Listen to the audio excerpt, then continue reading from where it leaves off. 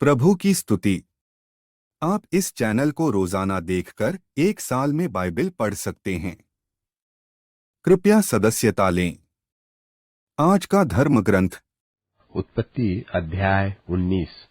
उत्पत्ति अध्याय 19। सांझ को वे दो दूत सदोम के पास आए, और लूत सदोम के फाटक के पास बैठा था।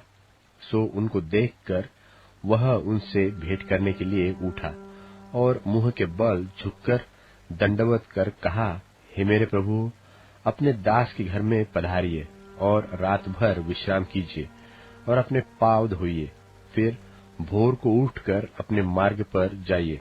उन्होंने कहा, नहीं, हम चौकी में रात बिताएंगे। और उसने उनसे बहुत विनती करके उन्हें मनाया।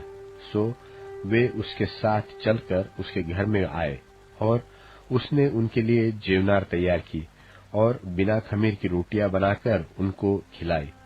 उनके सो जाने से पहले उस सदोम नगर के पुरुषों ने, जवानों से लेकर बूढ़ों तक, वरन चारों ओर के सब लोगों ने आकर उस घर को घेर लिया, और लूत को पुकार कर कहने लगे कि जो पुरुष आज रात को तेरे पास आए हैं, वे कहाँ हैं?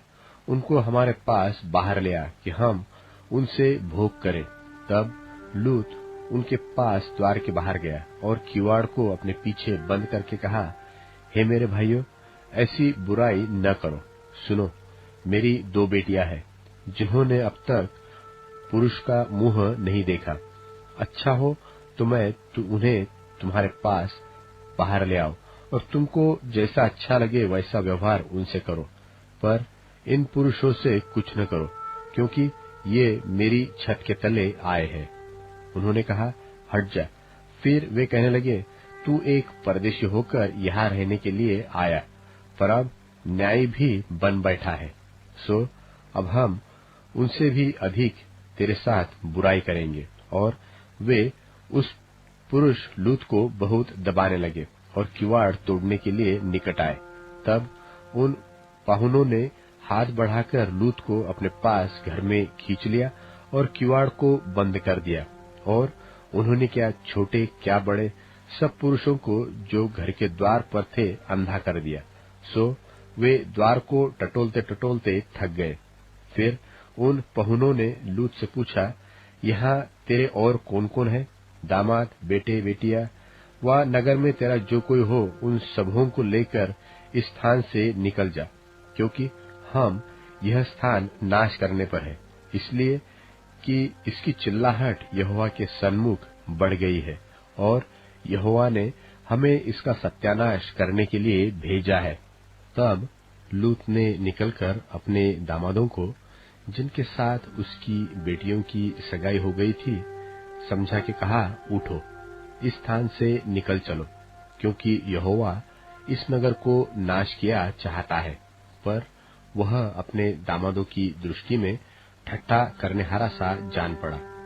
जब वह फटने लगी, तब दूतों ने लूत से फुर्ती कराई और कहा कि उठ, अपनी पत्नी और दोनों बेटियों को जो यहाँ है ले जा, नहीं तो तू भी इस नगर के अधर्म से भस्म हो जाएगा। पर वह विलंब करता रहा। इससे उन पुरुषों ने उसका और उसकी पत्नी और दोनों बेटियों का हाथ पकड़ लिया, क्योंकि यहोवा की दया उस पर थी, और उसको निकालकर नगर के बाहर कर दिया।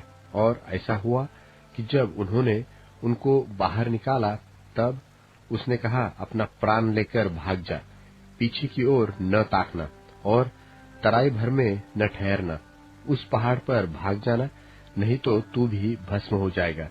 लूत ने उनसे कहा, हे प्रभु, ऐसा न कर।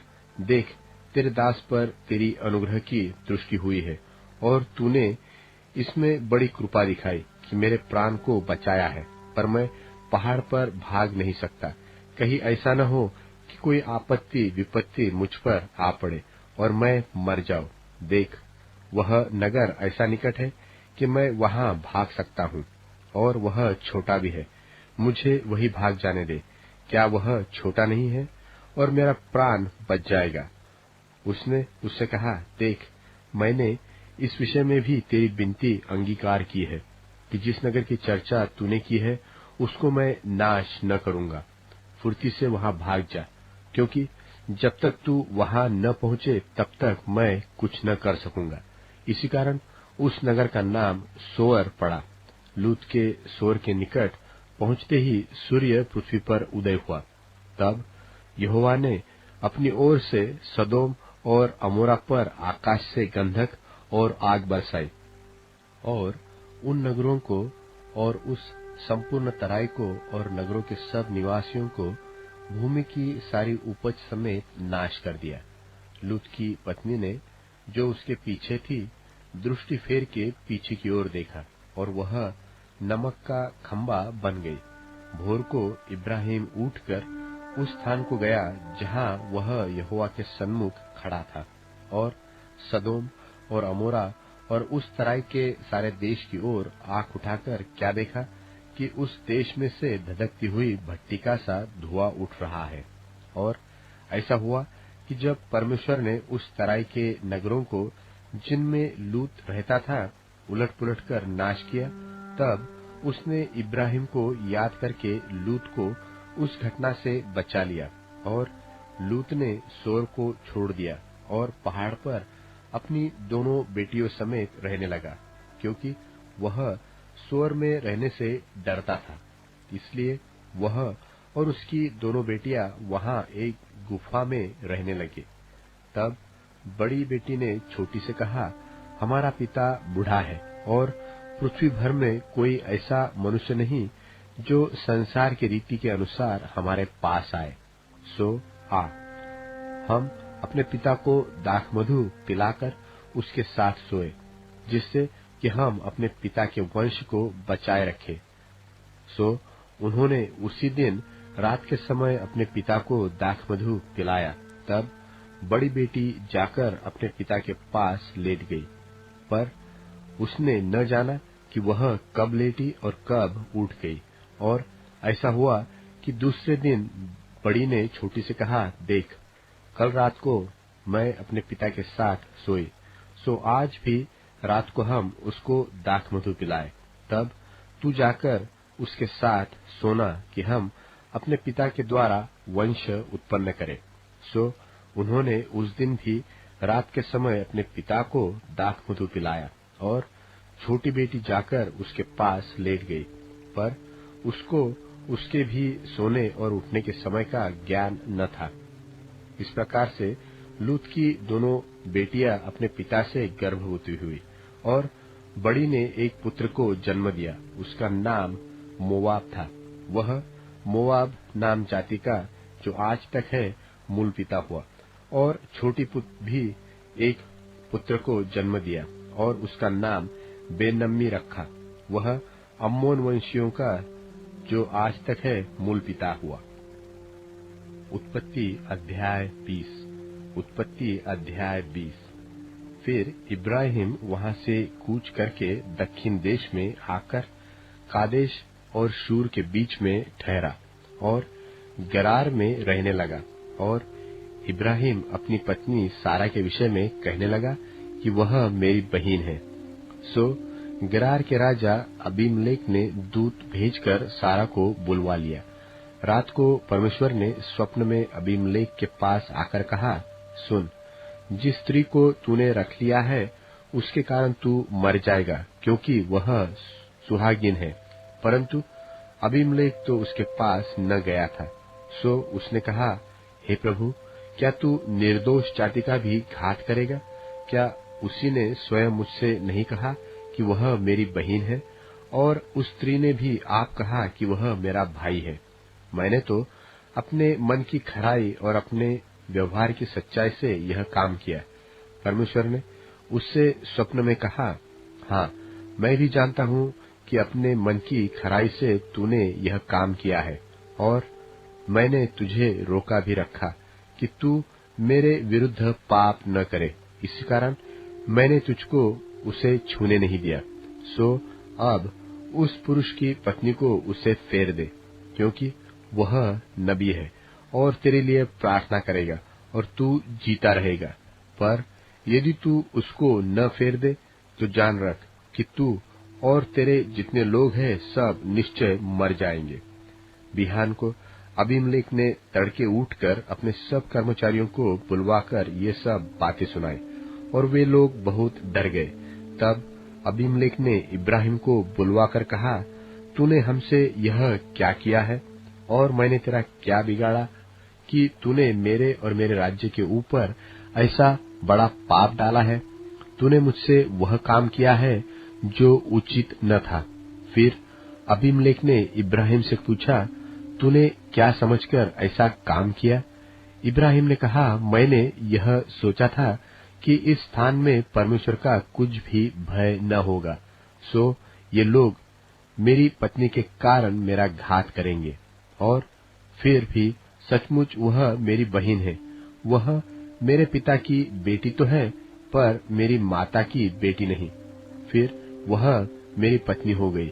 और ऐसा हुआ कि जब परमेश्वर ने मुझे अपने पिता का घर छोड़कर निकलने की आज्ञा दी, तब मैंने उससे कहा, इतनी कृपा तुझे मुझ पर करनी होगी कि हम दोनों जहाँ जहाँ जाए वहाँ वहाँ तू मेरे विषय में कहना कि यह मेरा भाई है। तब अबीमेलेक ने भेड़ बकरी, गाय बैल और दास दासियां लेकर इब्राहिम को दी, और उसकी पत्नी सारा को भी उसे फेर दिया। और अबीमेलेक ने कहा, देख, मेरा देश तेरे सामने है, जहाँ तुझे भावे वहाँ रह। और सारा से उसने कहा, देख, मैंने तेरे भाई को रुपये के 1000 टुकड़े दिए हैं। देख, तेरे सारे संगियों के सामने वही तेरी आंखों का पर्दा बनेगा, और सबों के सामने तू ठीक होगी। तब इब्राहिम ने यहोवा से प्रार्थना की, और यहोवा ने अबीमेलेक और उसकी पत्नी और दासियों को चंगा किया, और वे फिर से गर्भवती होने लगी, क्योंकि यहोवा ने इब्राहिम की पत्नी सारा के कारण अबीमेलेक के घर की सब स्त्रियों की कोखों को पूरी रीति से बंद कर दिया था। मत्ती रचित सुसमाचार 19वां अध्याय। जब यीशु ये बातें कह चुका तो गलील से चला गया और यहूदिया के देश में यरदन के पार आया, और बड़ी भीड़ उसके पीछे हो ली, और उसने उन्हें वहां चंगा किया। तब फरीसी उसकी परीक्षा करने के लिए पास आकर कहने लगे, क्या हर एक कारण से अपनी पत्नी को त्यागना उचित है? उसने उत्तर दिया, क्या तुमने नहीं पढ़ा कि जिसने उन्हें बनाया उसने आरंभ से नर और नारी बनाकर कहा कि इस कारण मनुष्य अपने माता पिता से अलग होकर अपनी पत्नी के साथ रहेगा, और वे दोनों एक तन होंगे। सो वे अब दो नहीं परंतु एक तन हैं। इसलिए जिसे परमेश्वर ने जोड़ा है उसे मनुष्य अलग न करे। उन्होंने उससे कहा, फिर मूसा ने क्यों यह ठहराया कि त्याग पत्र देकर उसे छोड़ दे? उसने उनसे कहा, मूसा ने तो तुम्हारे मन की कठोरता के कारण तुम्हें अपनी अपनी पत्नी को छोड़ देने की आज्ञा दी, परंतु आरंभ से ऐसा नहीं था।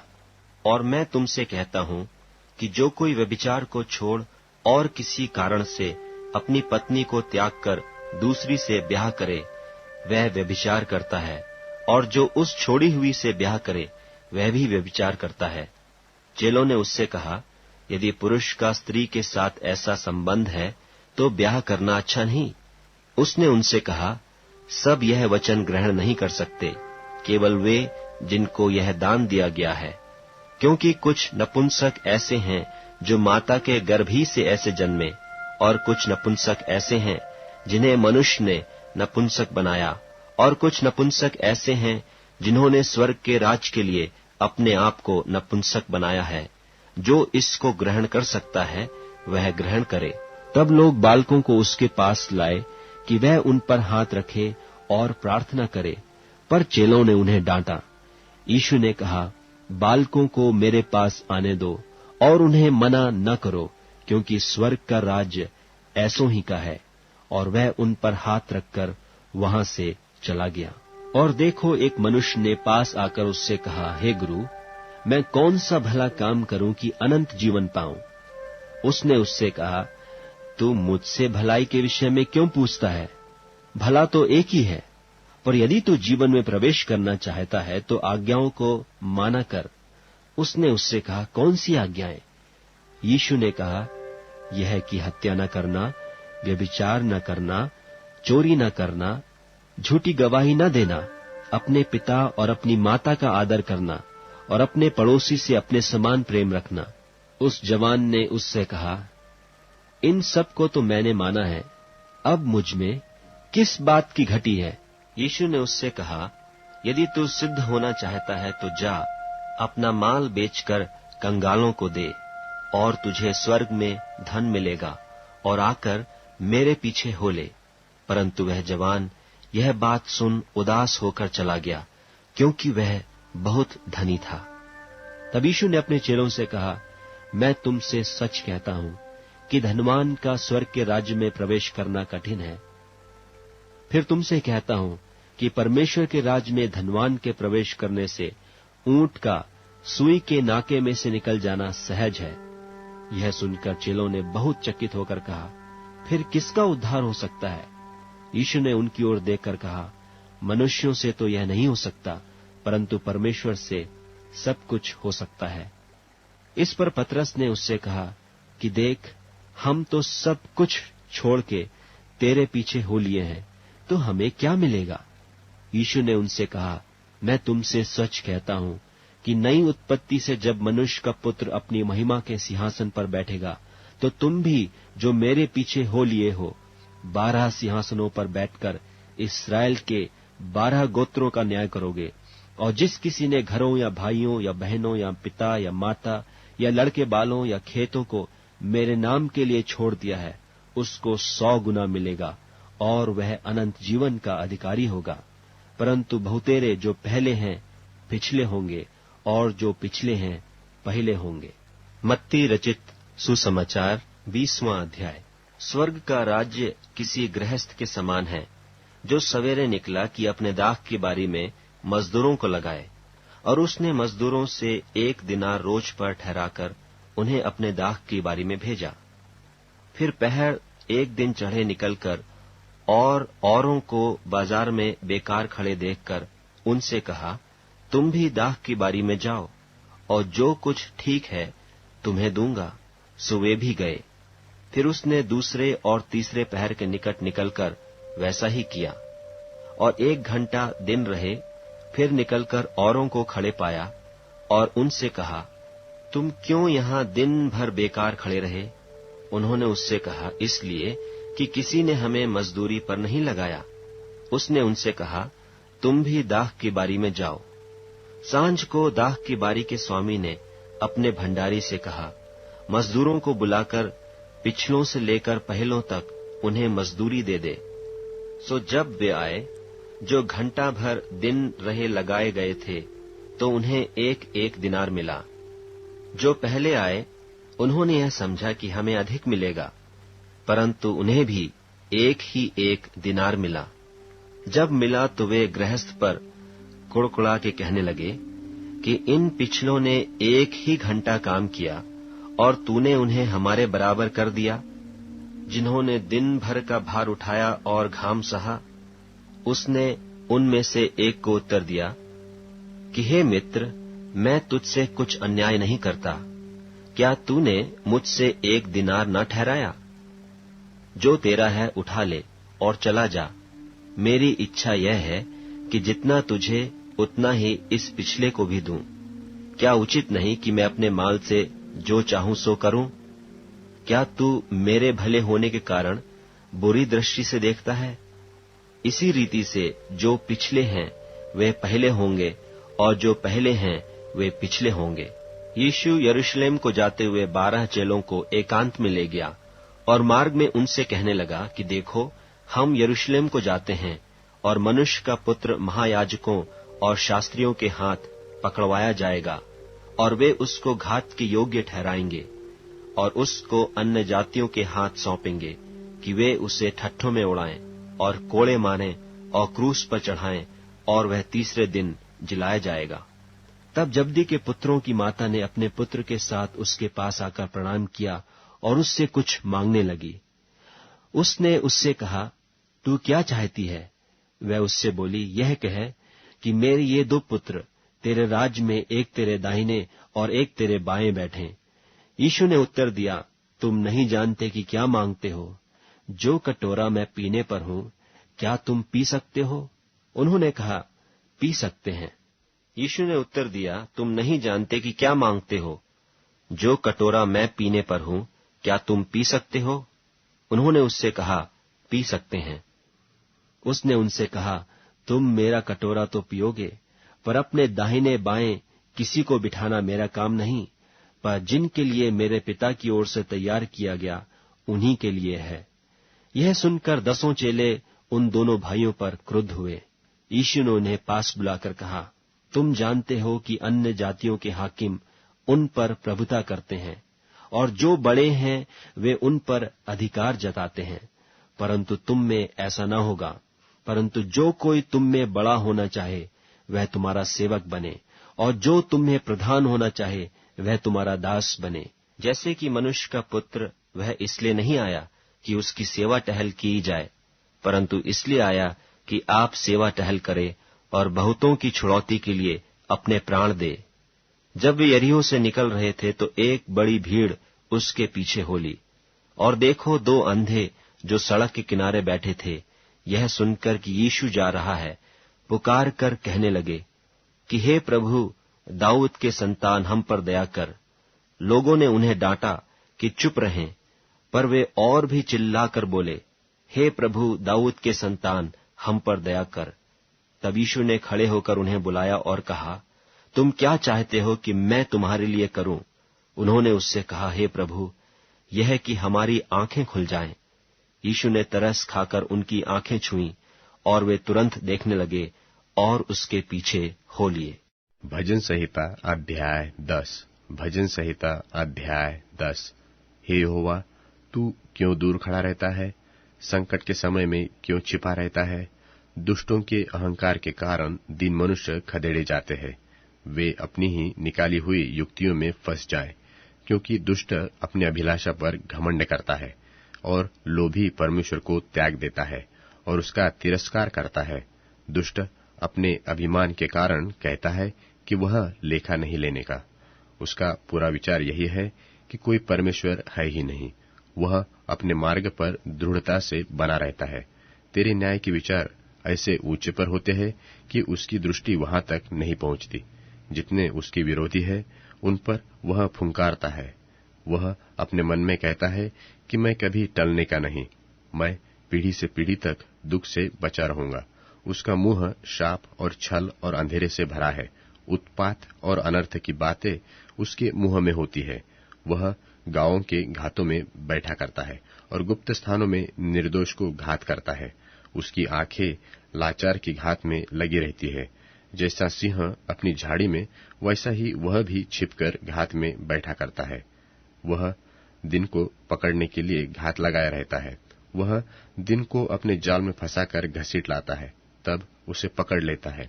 वह झुक जाता है और वह दबक कर बैठता है, और लाचार लोग उसके महाबली हाथों से पटके जाते हैं।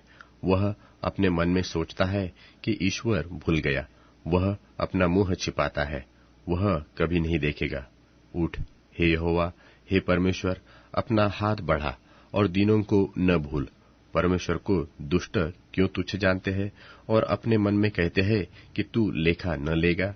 तूने देख लिया है, क्योंकि तू उत्पात और कल्पाने पर दृष्टि रखता है, ताकि उसका पलटा अपने हाथ में रखे। लाचार अपने को तेरे हाथ में सौंपते हैं। अनाथों का तू ही सहायक रहा है। दुष्ट की भुजा को तोड़ डाल और दुर्जन की दुष्टता को ढूंढ ढूंढ कर निकाल, जब तक कि सब उनमें से दूर न हो जाए। यहोवा अनंत काल के लिए महाराजा है। उसके देश में से अन्य जाति के लोग नाश हो गए हैं। हे यहोवा, तूने नम्र लोगों की अभिलाषा सुनी है। तू उनका मन तैयार करेगा।